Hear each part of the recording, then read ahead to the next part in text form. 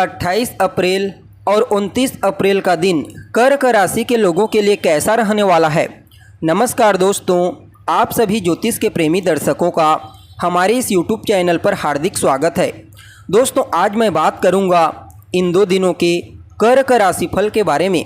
जी हाँ, ये 2 दिन आपके लिए कैसे रहेंगे, इन 2 दिनों में ग्रहों की स्थिति क्या रहेगी, नक्षत्र क्या होंगे, योग क्या बनेंगे और किस तरह के परिवर्तन आपको अपनी दिनचर्या में देखने को मिलेंगे, जानेंगे सब कुछ विस्तार से। तो वीडियो को अंत तक देखने का प्रयास कीजिए। और अगर आप हमारे चैनल पर पहली बार आए हैं तो चैनल को सब्सक्राइब करके बेल नोटिफिकेशन को ऑन पर सेलेक्ट कर लीजिए, ताकि समय समय पर आपको इसी प्रकार आपकी राशि से संबंधित जानकारी प्राप्त होती रहे। तो ऐसे में सबसे पहले बात कर लेते हैं तिथि नक्षत्र के बारे में। तो देखिए, 28 अप्रैल का जो दिन होगा वह रविवार का दिन है। इस दिन बैसाख मास कृष्ण पक्ष की चतुर्थी तिथि रहेगी, जो सुबह 8:22 तक है।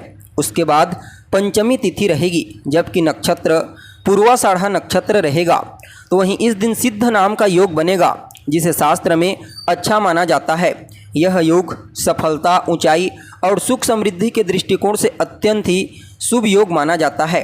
अब अगर चंद्रमा के बारे में बात की जाए तो पूरे दिन चंद्रमा धनु राशि में और सूर्य अपनी उच्च राशि मेष राशि में अश्विनी नक्षत्र में रहेंगे। अगर इस दिन के राहु काल की बात की जाए तो वह शाम को 5:12 से लेकर शाम को 6:49 तक रहेगा, जबकि अभिजीत मुहूर्त का जो समय होगा वह दोपहर को 11:59 से लेकर दोपहर को 12:51 तक रहेगा। जी हाँ, जैसा कि आपको मालूम है, राहु काल में कोई भी नया कार्य प्रारंभ नहीं करना चाहिए, जबकि अभिजीत मुहूर्त में प्रत्येक उस कार्य की शुरुआत आप कर सकते हैं जिस कार्य से चिरकाल तक लाभ लेना हो। जी हाँ, अब अगर 29 अप्रैल के बारे में बात की जाए तो यह दिन सोमवार का दिन है।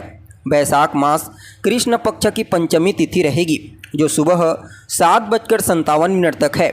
उसके बाद षष्ठी तिथि रहेगी, जबकि नक्षत्र उत्तराषाढ़ा नक्षत्र रहेगा। तो वहीं इस दिन साध्य नाम का योग बनेगा और इस योग को भी बड़ा ही लाभकारी माना जाता है। शुभ कार्यों के लिए यह योग बड़ा ही उत्तम होता है। इस योग में अगर विष्णु भगवान की पूजा की जाती है तो साधक को कई गुना श्रेष्ठ परिणाम प्राप्त होता है। जी हाँ, अब अगर चंद्रमा की बात की जाए तो चंद्रमा इस दिन भी धनु राशि में और सूर्य अपनी उच्च राशि मेष राशि में अश्विनी नक्षत्र में रहेंगे, जबकि राहु काल का समय शाम को 7:35 से लेकर शाम को ही 9:11 तक रहेगा और अभिजीत मुहूर्त का जो समय होगा वह 11:58 दोपहर से 12:49 तक रहेगा। तो दोस्तों, यह तो हो गई ग्रह नक्षत्र की स्थिति। अब चलिए जानते हैं ये 2 दिन कैसे रहेंगे आपके लिए। पहले बात करते हैं 28 अप्रैल के दिन के बारे में। तो अब देखा जाए तो इस दिन चंद्रमा आपकी राशि से षष्ठ भाव में धनु राशि में केतु के नक्षत्र में गोचर करेंगे। यहाँ पर चंद्रमा देवगुरु बृहस्पति की राशि में गोचर करेंगे और गुरु की नवम दृष्टि से दृष्ट भी होंगे। इसके साथ ही धनु राशि में गोचर करते हुए चंद्रमा नक्षत्र स्वामी केतु के साथ चौथे 10वें का यानी कि केंद्र का कॉम्बिनेशन बनाएंगे। अतः आप सभी कर्क राशि के जातकों के लिए यह दिन बड़ा ही श्रेष्ठ और उत्तम साबित होगा। जी हाँ, देखिए, यहाँ पर चंद्रमा का जो गोचर होगा आपके षष्ठ भाव में, यह आपको रोग, रिपु और ऋण इन तीनों चीज़ों से मुक्ति दिलाएगा। अगर आपको स्वास्थ्य से संबंधित कोई समस्या है तो वहाँ से आपको राहत की प्राप्ति होगी। शत्रु आपको परेशान कर रहा है, आपके विरोधी, आपके प्रतिद्वंदी, समझ लीजिए इस समय आपके सामने उन्हें नतमस्तक होने पर मजबूर होना पड़ जाएगा। आप ऐसे आपकी बौद्धिक क्षमता काम करने वाली है कि सामने वाला आपके सामने हर प्रकार से पस्त हो जाएगा। और यह समय ऋण से भी आपको मुक्ति दिलाने वाला है। अगर आपके ऊपर कोई कर्जा है, कोई ऋण जिसके चलते आप परेशान हैं, तो समझ लीजिए धन का आगमन आपके जीवन में होगा। फलतः आप अपने पुराने कर्जों को चुका पाने में कामयाब होंगे। यह दिन उन सभी विद्यार्थियों के लिए बड़ा ही श्रेष्ठ और उत्तम कहा जा सकता है जिनका कोई कंपटीशन एग्जाम या फिर प्रतियोगी परीक्षा है, चाहे कितना भी बड़ा प्रतियोगी परीक्षा क्यों ना हो, समझ लीजिए उन्हें सफलता की प्राप्ति अवश्य होगी। सिर्फ पढ़ाई लिखाई के क्षेत्र में ही नहीं, बल्कि जहाँ जहाँ पर प्रतियोगिता होती है, कंपटीशन होता है, समझ लीजिए वहाँ पर आपकी ही जीत होने वाली है। और मामा पक्ष से भी आपके तालमेल काफ़ी हद तक बेहतर होने के आसार दिखाई पड़ रहे हैं।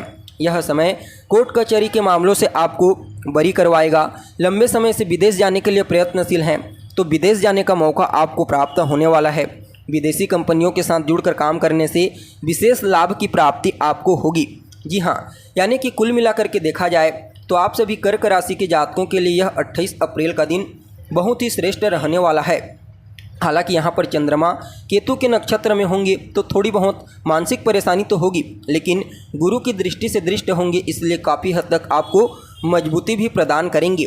यानी कि कुल मिलाकर के यह दिन श्रेष्ठ ही साबित होगा आपके लिए।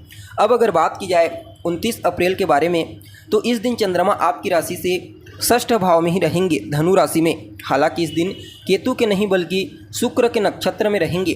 अब यहाँ पर चंद्रमा के ऊपर बृहस्पति की दृष्टि तो पड़ेगी ही पड़ेगी, साथ ही साथ नक्षत्र स्वामी शुक्र के साथ नवम पंचम का योग बनाएंगे, जो कि अत्यंत ही श्रेष्ठ है।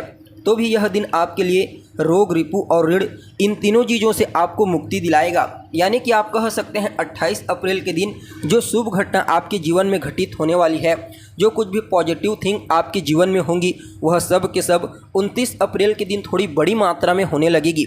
यानी कि आप कह सकते हैं 28 और 29 अप्रैल का दिन आपको रोग, रिपु और ऋण, इन तीनों चीज़ों से मुक्ति दिलाने के लिए अत्यंत ही श्रेष्ठ और उत्तम रहने वाला है। और विद्यार्थियों के लिए तो कहना ही क्या, इन दोनों दिनों में अगर कोई प्रतियोगी परीक्षा है तो सफल होकर ही रहेंगे और विदेश जाने के नए अवसर आपको प्राप्त होंगे। कोर्ट कचहरी के मामलों से आपको मुक्ति मिलेगी और मामा पक्ष से भी काफ़ी हद तक तालमेल बेहतर होने के आसार हैं। और कॉम्पिटिटर के लिए तो कहना ही क्या।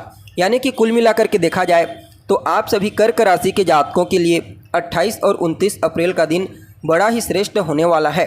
फिर भी इन दो दिनों को और बेहतर बनाने के लिए आप सूर्योदय के बाद तक सोने से बचिए। अपने पिता का सम्मान कीजिए, अपने बॉस का सम्मान कीजिए, उनका कहा मानिए, भूल करके भी उनका अपमान आपको नहीं करना है।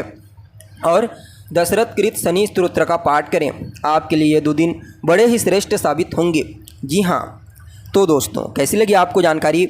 उम्मीद करते हैं जानकारी आपको अच्छी लगी होगी। अच्छी लगी तो इसे अपने दोस्तों के साथ, अपने रिश्तेदारों के साथ शेयर अवश्य करें। अभी के लिए बस इतना ही। पुनः मुलाकात होगी एक नए और ताज़ा एपिसोड में। तब तक के लिए आप हमें इजाज़त दीजिए। नमस्कार।